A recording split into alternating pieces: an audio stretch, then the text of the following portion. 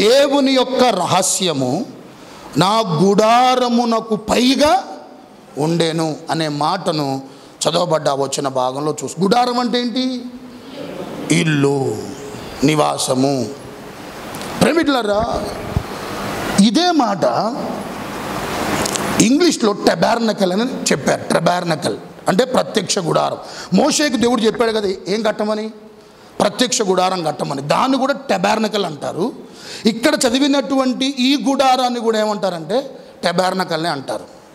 అంటే మనుషులు నివసించే ప్రేమిట్ల నివాసాన్ని ఏమంటారంటే ఒలీవా అంటారు. దేవుడు నివసించే నివాసాన్ని మిష్కెన్ అంటారు. మిష్కెన్. దేవుడు నివసించే స్థలాన్ని, మనుషులు నివసించే స్థలం వేరు. అక్కడ ఒకటే పదం ఉపయోగించిన, ఇంగ్లీష్లో ఏమని టెబార్నకల్ని ఉపయోగించిన, దేవుడు నివసించే స్థలాన్నేమో మిష్కెన్ అంటారు, మనుషులు నివసించే దాన్నేమో ఒలీవా అంటారు. అయితే ఇప్పుడు చదవబడ్డ వచ్చిన భాగంలో యోబు అంటున్నటువంటి మాట, ఇగో నా గుడారం మీద దేవుని రహస్యము ఏంటంట నాకు పైగా నిలిచాను. యోబు అంటున్న మాట ఇది. యోబు గ్రంథాన్ని క్లుప్తంగా మీకు నేను తెలియజేస్తా, వినండి. యోబు ప్రేమికులారా, టెక్నికల్గా చూస్తే యోబు గ్రంథం మొదట రావాలి, ఆది కాండం కంటే ముందే రావాలి. ఎందుకంటే కాలక్రమేణా చూస్తే ఆ ప్రేమికులారా కాలాన్ని కనుక చూస్తే ఆది కాండం కంటే ముందే ప్రేమికులారా యోబు గ్రంథం రావాలి. మోషే మిద్యానుల అరణ్యములో తన మామైనటువంటి ఇత్రో మందను మేపుతున్న సమయంలో 40 సంవత్సరాలు దేవుడు యోబును గురించినటువంటి ప్రత్యక్షత ఇచ్చాడంట. ఆ ఇచ్చిన ప్రత్యక్షతను బట్టి యోబు గ్రంథం మొదటి అధ్యాయం చివరి అధ్యాయం మోషే గారు రాశారంట. యోబు గ్రంథం మొదటి అధ్యాయం తర్వాత ఏంటంట చివరి అధ్యాయం ప్రేమికులారా మోషే గారు రాశారంట. కానీ బైబుల్ ప్రేమికులారా చక్కగా సీక్వెన్స్లో, ఆర్డర్లో వీటిని తీసుకొచ్చే క్రమంలో దేవుడు ఈ విధంగా బైబుల్ గ్రంథాన్ని సిద్ధపరిచి మన చేతికి ఇచ్చాడు. బైబుల్ ఒక ఆర్డర్ ఎట్లుంటుందంటే 5 పుస్తకాలు పంచగ్రంథాలు అంటారు. తక్కిన ప్రేమికులారా యోబు గ్రంథం వరకు చరిత్ర గ్రంథాలు అంటారు. యోబు గ్రంథము నుంచి ప్రేమికులారా ప్రసంగి వరకు పోయట్రీ అంటారు. యెషయా గ్రంథం నుంచి మలాకి వరకు ప్రవచన గ్రంథం అంటారు. ఇది ఆర్డర్. ఏ ఆర్డర్ ఇది? Bible order.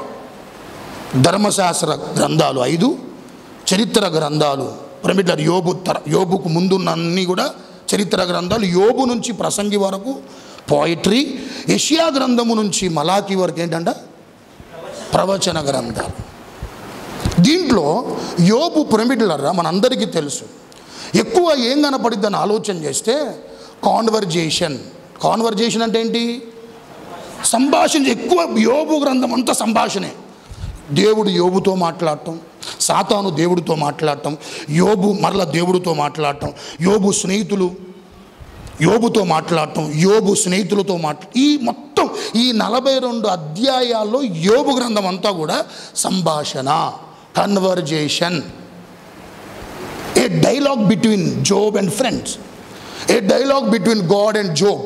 ఇవి ఎక్కువ కనపడతాయి. అయితే యోబు భయభక్తులు కలిగిన వాడే, చెడు తనమును విసర్జించిన వాడే. అయినా ఏమొచ్చింది? అయ్యా ఆయన ఏమొచ్చినాయి చెప్పండి ఒకసారి. శ్రమలు వచ్చినాయి.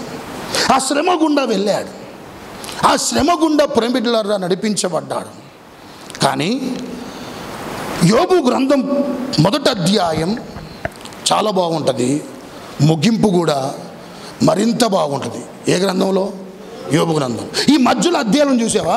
అవి నీకు నాకు పాఠాలు నేర్పించడానికే ప్రభు పొందపరిచాడు. అవి నీకు నాకు నేర్పించాల్సిన ఏంటంట పాఠాలు మనం నేర్చుకోవటానికే యోబు గ్రంథములో ఉన్న ఏంటంట అధ్యాయాలు స్వయంగా యోబు చేత రాసినటువంటి ఆ మాటలు ఎందుకు పొందపరిచాడు చెప్పాలా? నువ్వు నేను మనం అందరం ఏం నేర్చుకోవడానికి? ఆధ్యాత్మికమైన పాఠాలు నేర్చుకోవటానికి. ఇప్పుడు ఇలాంటి యోబు గ్రంథం ఈ చదవబడ్డ ఆ 29వ అధ్యాయం 4వ వచనంలో దేవుడు ప్రేమికులారా రహస్యము తన గుడారం మీద ఉందంట. నా మీద నిలిచి ఉంది, నా ఇంటి మీద నిలిచి ఉంది. ఎవరి రహస్యము చెప్పాలి? ఎవరి రహస్యము? అని చెప్పాలి. ఎవరి రహస్యము? నా ఇంటి మీద దేవుడికి ఒక రహస్యం ఉంది, అది నా గుడారం మీద నిలిచి ఉంది అని యోబు అంటాడు. ఈ రహస్యము అనే మాట బైబిల్లో 21 సార్లు రాయబడింది. అది కూడా పాత నిబంధనలో. ఎన్నిసార్లు అంట? 21 సార్లు రాయబడింది. ఏ మాట? సీక్రెట్ అనే మాట 21 సార్లు రాయబడింది. అన్ని 21 వచనాలు ఒక అధ్యాయంగా చేసి చదివితే ఆ మాటల్లో వచ్చే కాన్సెప్ట్ ఏంటంటే, వినండి, ఆ రహస్యం అనేటువంటి ఆ పదంలో ఆ 21 వచనాలు అన్నీ ఒక దగ్గర పెట్టి చదివితే కాన్సెప్ట్ ఏంటంటే గాడ్స్ కౌన్సిల్. గాడ్స్ కౌన్సిల్ అంటే దేవుని ఆలోచన అర్థం. సీక్రెట్ అంటే, రహస్యం అంటే దేవుని, చెప్పండి, దేవుని చెప్పాలి, అందరూ చెప్పాలి, దేవుని, అందరూ చెప్పాలమ్మా, దేవుని రహస్యం అంటే ఏం లేదు, దేవుని ఆలోచన ఆ ఇంటి మీద ఉంది, నా ఇంటి మీద ఉందని యోబు ఏం చేస్తున్నాడంటే గ్రహిస్తున్నాడు. సంగమా,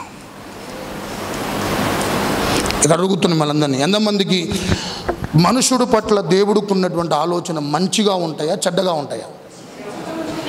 స్టీఫెన్, దేవుడికి మనుషుడు పట్ల ఉండే ఆలోచనలు మంచిగా ఉంటాయా చెడ్డగా ఉంటాయా? మంచిగా ఉంటాయి. దేశాన్ని పరిపాలిస్తున్న ప్రధానమంత్రి కానీ, రాష్ట్రపతి కానీ, ముఖ్యమంత్రులు కానీ, వారి దగ్గర అడ్వైజరీ కమిటీ అని ఒకటి ఉంటుంది. అంటే అర్థం ఏంటి? సలహాలు ఇచ్చేవారు. దేశంలో మంచి వారిని ఎంచుకుంటారు. వాళ్ళు కూడా 2వ తరగతి 2 చదివినోళ్ళు కాదు, 7వ తరగతి 7 సార్లు ఫెయిల్ కాదు. ఎవరిని ఎంచుకుంటారని ఆలోచన చేస్తే దేశంలో చాలా జ్ఞానం ఉన్న వాళ్ళని, చాలా చదువు ఉన్న వాళ్ళని, ఎంతో అనుభవం ఉన్నటువంటి వాళ్ళని పెట్టుకుంటారు చుట్టూ. లక్షల జీతం ఇచ్చి ఉచితంగా ఏమి కూర్చొని ఏంటంట సలహాలు ఇవ్వటానికి లక్షలు ఇస్తారు.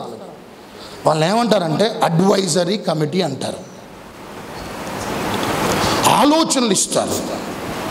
ప్రేమికులారా, మిమ్మల్ని నేను పెట్టుకున్నాను, నాకు మంచి ఆలోచనలు ఇవ్వండి, నాకు మంచి సలహాలు ఇవ్వండి అని ప్రేమికులారా ప్రధాని కానీ, ముఖ్యమంత్రి కానీ, రాష్ట్రపతి కానీ వాళ్ళని పెట్టుకొని ఏదైనా ఒక నిర్ణయం తీసుకోవాలనుకుంటే ముందు వీరితో ఏంటంట, వీళ్ళందరూ చర్చా సమావేశాలు జరిగి ఒక ఏకాభిప్రాయానికి వచ్చి అప్పుడు మీడియా ముందుకు వచ్చి చెప్పవలసిన మాట చెప్తాడు.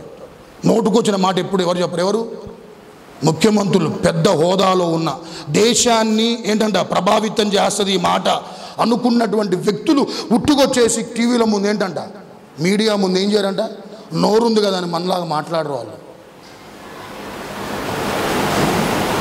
కొన్నిసార్లు ప్రసంగం చేస్తుంటే వాళ్ళ దగ్గర పేపర్లు ఉంటాయి.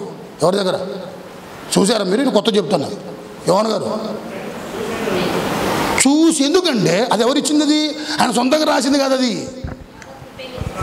సలహాదారులు. అంటే దేవుడు కూడా గమనించండి, మనకు ఆలోచన ఇస్తాడంట. ఎవరికి అమ్మా? ఎవరికి? మనకి దేవుడు తన ఆలోచన దయచేస్తాడంట. అది అంటున్నాడు, నా గుడారం మీద దేవుడు ఆలోచన నిలిచి ఉంది అంటాడు. ఒక ఆలోచన ఉంది నా ఇంటి పట్ల. ఎవరికి అని ఎవరంటున్నారు ఈ మాట? దేవుడు ఆలోచనలు కొన్నిసార్లు నువ్వు తీసుకోపోబట్టే, వినండి, దేవుడు ఆలోచనలు నీకు తెలిసిన పక్కగా పెట్టబట్టే కొన్నిసార్లు నష్టాలు కోరి తెచ్చుకుంటున్నాను. కష్టాల కడగండిలో అలా నిశ్చేష్టుడుగా మిగిలిపోతున్నావు. దేవుడు నేను ఆలోచన కలిగి ఉన్నాను అని దేవుడు చెబుతున్నా, కొన్నిసార్లు ఏం చెప్పాలా?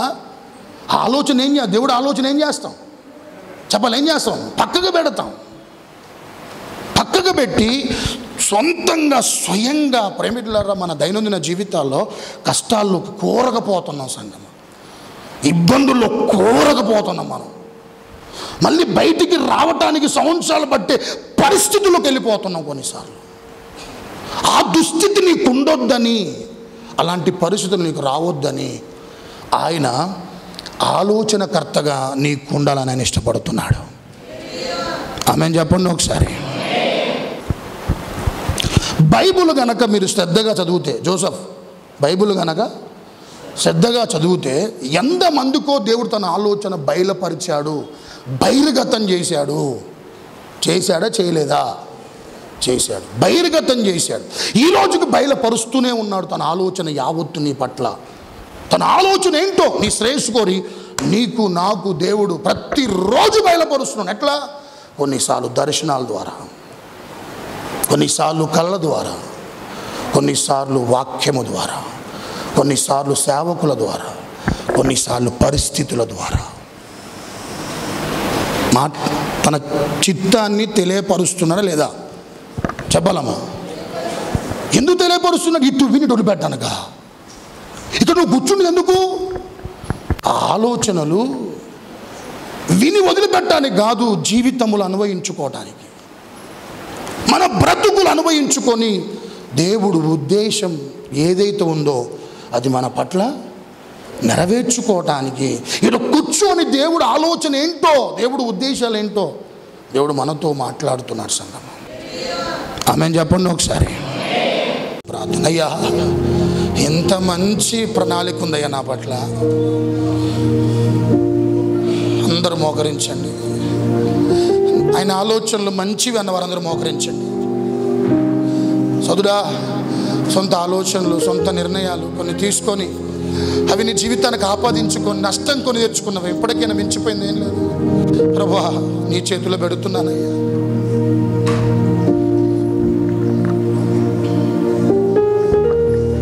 చిన్న అందరూ మోకరించండి. ప్రభువా, అయ్యా, ఎంత మంచి దేవుడు నాయన. నేను బాగుపడాలని కోరుకునే దేవుడు, నేను దీవించబడాలని కోరుకునే దేవుడు, నా బిడ్డలు మంచి స్థితిలో ఉండాలని కోరుకునే దేవుడు. ఆ యెరూషలేం పట్టణం మీద ఉన్నట్లుగా నిన్ను ఉంచుతానని నీ ఉద్దేశాలు నా పట్ల ప్రభువా ఇవా నాయన.